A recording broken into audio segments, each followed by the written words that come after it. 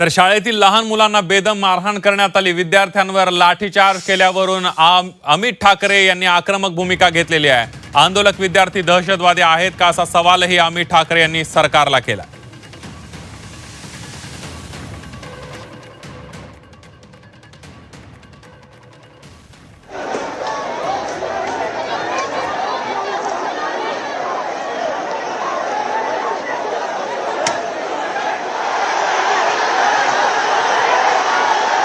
आपण बघतोय विद्यार्थी दहशतवादी आहेत का असा सवाल अमित ठाकरे यांनी उपस्थित केलेला आहे।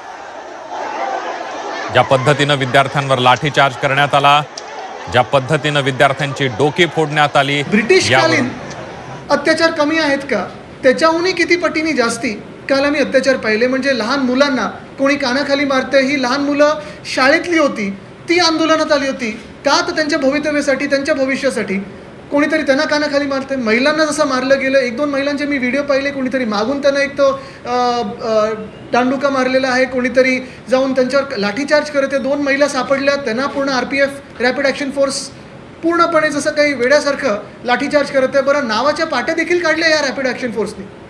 म्हणजे तुम्ही भारतीय नागरिकांवर, तुम्ही हिंदुस्थान्यांवरच लाठीचार्ज जो केला, एवढा भयानक केला, अमनुष्य केला।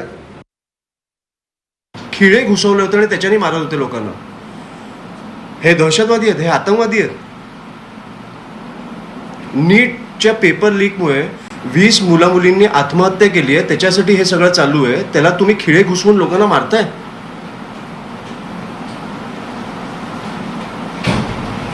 ही कुठची परिस्थिती आणून ठेवली आहे तुम्ही।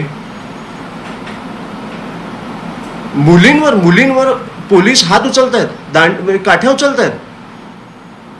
तुम्ही भाजपचे पोलीस आहात की तुम्ही राज्याचे पोलीस आहात? तर सरकार मानसिक रुग्ण झालंय का? सरकारलाच रुग्णालयात भरती